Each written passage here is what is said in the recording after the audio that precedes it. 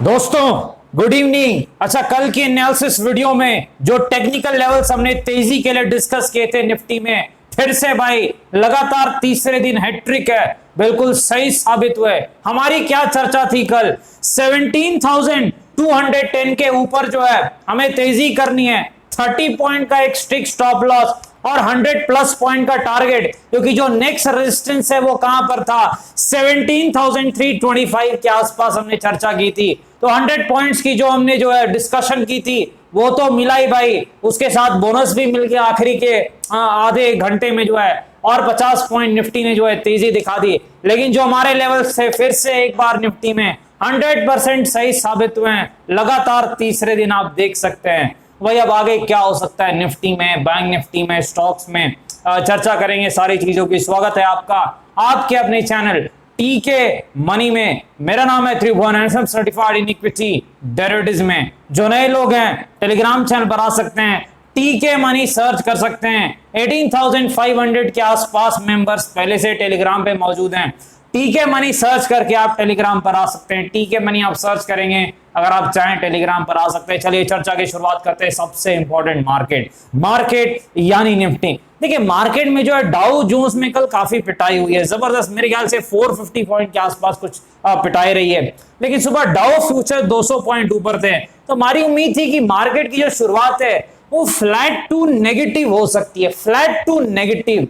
तो मार्केट ने फ्लैटिश से शुरुआत दी, नेगेटिव तो नहीं लेकिन फ्लैटिश से शुरुआत दी। और फिर जो हमने डिस्कस किया था कि 17,210 के ऊपर जो है तेजी करनी है, 30 पॉइंट का स्ट्रिक्ट स्टॉप लॉस भी हमें रखना है, बिल्कुल सही साबित हुआ। आप देख सकते हैं एक झटके में 100 पॉइंट की तेजी आई। और वही रेजिस्टेंस जो हमने डिस्कस किया था 17,325 के आसपास, वहां तक एक झटके में मार्केट गया और फिर एक टाइम पास, एक कंसोलिडेशन हुआ।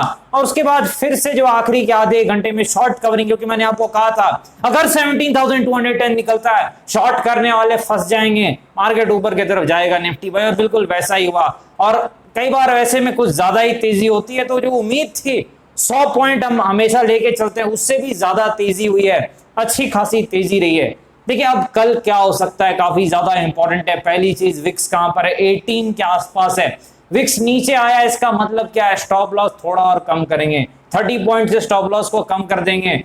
अब 25 पॉइंट के आसपास स्टॉप लॉस ले जाएंगे हम। पहली चीज, ये चीज आपको याद रखनी। दूसरी चीज, ऑप्शन चेन एनालिसिस। अच्छा भाई, अब ऑप्शन चेन एनालिसिस जरूर हम ध्यान दे सकते हैं, क्योंकि वो अब काम कर सकती है। ये चीज आपको याद रखनी, क्योंकि विक्स धीरे धीरे नीचे की तरफ आ रहा है। तो 17,000 के आसपास नेक्स्ट वीक सबसे ज्यादा पुट राइटर हैं, यानी ये एक सपोर्ट का काम अगले हफ्ते कर सकता है। और 18,000 पर सबसे ज्यादा कॉल राइटर है, तो ये अगले हफ्ते रेजिस्टेंस है। तो ये चीजें हम हटाए, कल की चर्चा करते हैं। मेन चीज कल क्या हो सकता है चार्ट पर?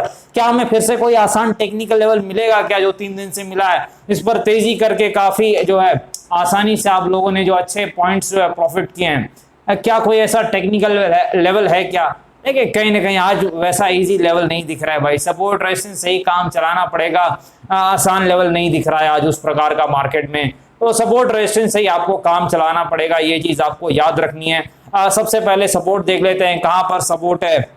17,200 के आसपास, 17,200 के आसपास जो है अब ये निफ्टी का सपोर्ट है। ये चीज आपको याद रखनी है। 17,200 के आसपास निफ्टी का सपोर्ट है, ये चीज आपको ध्यान में रखनी है। रेजिस्टेंस हम चेक करते हैं, कहां पर जो है निफ्टी का रेजिस्टेंस है, काफी ज्यादा इंपॉर्टेंट है कि कहां पर जो, देखिए रेजिस्टेंस काफी ज्यादा क्लियर है 17,600 के आसपास। ये लेवल बड़ा इंपॉर्टेंट है भाई, बहुत ज्यादा इंपॉर्टेंट है, इस चीज को आप ध्यान दीजिएगा। 17,600 एक रेजिस्टेंस है, और इस लेवल पर ध्यान देना इसलिए भी जरूरी है क्योंकि देखिए अगर मार्केट को गिरना है तो फिर ये लेवल निकाल नहीं पाएगा, मार्केट जाएगा और वहां से जो है एक अच्छी पिटाई हो सकती है। लेकिन अगर ये लेवल निकल जाता है किसी भी कारण से 17,600, तो मेरे ख्याल से फिर ये क्रैश नहीं आएगा। ये जो नए वायरस को लेकर के क्रैश जो कुछ लोगों ने बहुत ज्यादा माहौल बना रखा था, तो क्रैश नहीं आएगा, क्योंकि नीचे से ऊपर जाके एक बार ये लेवल निकलेगा तो मुझे लगता नहीं फिर क्रैश आएगा। करेक्शन अलग चीज है, क्रैश नहीं आएगा, ये चीज आपको याद रखनी है। 17,600 जो है ये रेजिस्टेंस है निफ्टी के लिए। अगला 17,200 के आसपास निफ्टी का सपोर्ट है। कहीं ना कहीं 25 पॉइंट के स्ट्रिक्ट स्टॉप लॉस के साथ अब लाइव मार्केट में डब्ल्यू पैटर्न दिखे तेजी कर सकते हैं, जो मैंने आपको बताया भी है टीचर्स डे के दिन। एम पैटर्न भी बताया, वो मंदी के लिए होता है। और 21 day exponential moving average line का आप इस्तेमाल कर सकते हैं, वो चीजें भी आपको बताई है। और एसआर थ्योरी यूज कर सकते हैं। क्यों? क्योंकि देखिए आसान लेवल हमें मिला नहीं, जैसा 3 दिन से हमें मिला था। जब नहीं मिलता है हम नहीं डिस्कस करते, क्योंकि आसान लेवल की एक्यूरेसी आपने देख ली है भाई। मैं कहता 70% हूं, लेकिन कई बार आसान लेवल की एक्यूरेसी बहुत ज्यादा हो जाती है, लेकिन आसान लेवल हर बार नहीं मिलते हैं। ये चीज आपको याद रखनी है। चलिए चलते हैं निफ्टी बैंक के पास। देखिए जो निफ्टी बैंक है ये बहुत ज्यादा आज कंसोलिडेशन में रहा है, बिल्कुल टाइम पास के मूड में रहा है, बिल्कुल एक रेंज बाउंड मूवमेंट रही है इसमें।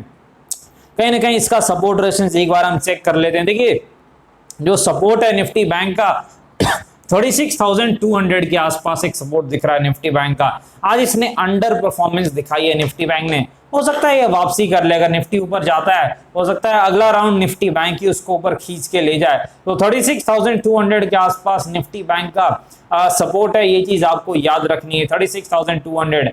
अच्छा निफ्टी बैंक में जो है अगला रेजिस्टेंस कहां पर है? जो अगला रेजिस्टेंस है निफ्टी बैंक में 36,900 के आसपास, यानी 36,000 आप 850 कह सकते हैं। 36,850 के आसपास आप कह सकते हैं निफ्टी बैंक का अगला रेजिस्टेंस है। ये चीज आपको याद रखनी है। निफ्टी बैंक में भी कोई आसान टेक्निकल लेवल तो इस वक्त दोस्तों नहीं दिख रहा है, तो आप वही कर सकते हैं। डब्ल्यू पैटर्न मिले तेजी कर दीजिए, एम पैटर्न मिले मंदी कर दीजिए, एसआर थ्योरी का मौका मिले सपोर्ट या रेजिस्टेंस पर, वहां पर आप एसआर थ्योरी अप्लाई कर सकते हैं। चलिए अब चलते हैं स्टॉक्स की तरफ। सबसे पहले ट्राइडेंट भाई। देखिए ट्राइडेंट में वन वे तेजी के बाद वन वे गिरावट भी हमने डिस्कस भी किया था कि इसका जो सपोर्ट है वो लगभग 42-40 के आसपास कुछ है। तो वैसे ही गिरावट लगातार इसमें हो रही है, ये लगभग 55 के आसपास से गिरते जा रहा है, जब हमने डिस्कस किया था। अब ये धीरे धीरे सपोर्ट के आसपास आ रहा है, जिसका सपोर्ट लगभग 40-42 के बीच में, मेरे ख्याल से वहां पर जाकर ये स्टेबल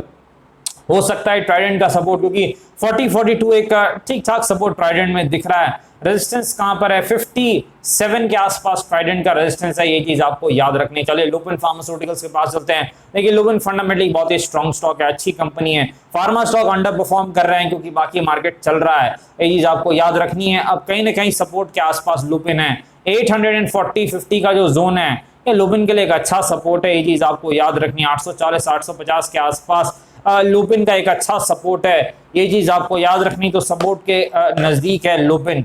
रेजिस्टेंस कहां पर है लुपिन का? लगभग आपका 1000, बहुत दूर में है। 1000 के आसपास लुपिन का बड़ा रेजिस्टेंस है। ये फार्मा स्टॉक है, जब ये चलेंगे बीच में रुकते नहीं, स्पीड से चलते हैं। 1000 के आसपास लुपिन का अगला रेजिस्टेंस है। 850 के आसपास लुपिन का सपोर्ट है। फंडामेंटली स्ट्रॉन्ग स्टॉक है, अच्छी कंपनी है। HDFC AMC भाई लगभग 2500 के नीचे जब आया था, हमने डिस्कस भी किया था टेलीग्राम पे, अच्छा लेवल है कहीं ना कहीं HDFC AMC। और मार्केट की उठापटक के बावजूद भी इसने धीरे धीरे ऊपर के तरफ की चाल दिखाई है। अगला रेजिस्टेंस इसका लगभग 2700 के आसपास है। HDFC AMC का फंडामेंटली स्ट्रॉन्ग आपको पता ही है, शायद 1% के आसपास की डिविडेंड यील्ड भी है। और सपोर्ट कहां पर है भाई? सपोर्ट देखिए जो इसका है लगभग 2430 के आसपास, 2430 के आसपास HDFC AMC का सपोर्ट है, ये चीज आपको याद रखनी है। आगे बढ़ते भाई मारुति सुजुकी के पास चलते कि मारुति भी एक फंडामेंटली स्ट्रॉन्ग स्टॉक है, कहीं ना कहीं जो है यहाँ पर सपोर्ट के नजदीक है। 7000 के आसपास ही सपोर्ट था, वहां से इसने बाउंस बैक भी दिखाया है। रेजिस्टेंस इसका कहां पर है? 8000 के आसपास लगभग रेजिस्टेंस है। कहीं ना कहीं कुछ प्रोडक्ट्स में मेरे ख्याल से प्राइस हाइक इन्होंने किया है और शायद करने भी वाले हैं, तो ऐसी खबर से तो स्टॉक ठीक रहना चाहिए, क्योंकि कंपनी अगर प्राइस हाइक करती है तो कहीं ना कहीं वो कंपनी के लिए फायदेमंद है, ये चीज आपको याद रखनी है। तो 8000 के आसपास रेजिस्टेंस है मारुति का, 7000 के आसपास सपोर्ट है। ये भी मेरे ख्याल से 1% के आसपास की यील्ड देते हैं, क्योंकि मुझे याद है 75-80 कुछ डिविडेंड यील्ड मुझे मिली थी एक बार। तो ये इस आसपास एक पर शेयर तो मेरे ख्याल से कुछ इस आसपास ये देते हैं डिविडेंड यील्ड। कहीं ना कहीं जो है 8000 का लेवल अगर निकलता है तभी ये जो अगले बुल मार्केट में जा सकता है। डिस्क्लेमर आपको पता है, वीडियो एजुकेशनल इन्फॉर्मेशनल पर्पस के लिए अपने फाइनेंशियल एडवाइजर से बातचीत करके बाजार में काफी जोखिम है, थोड़ा ध्यान से काम करें। धन्यवाद।